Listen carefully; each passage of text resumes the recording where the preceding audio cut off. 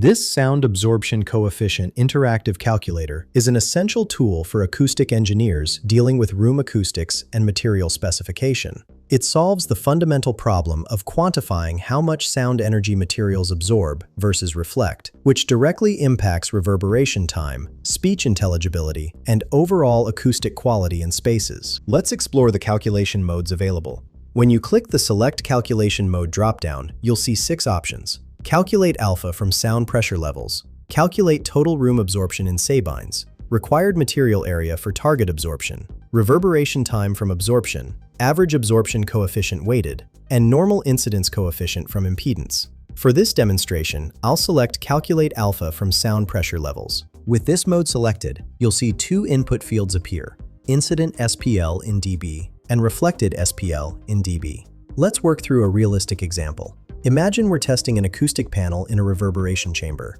We measure an incident SPL of 85 decibels and a reflected SPL of 73 decibels. Enter 85 in the incident SPL field and 73 in the reflected SPL field. The calculator instantly computes the absorption coefficient, showing us a value of 0.84, which indicates this material absorbs 84% of the incident sound energy. This absorption coefficient value tells us exactly how effective our material is.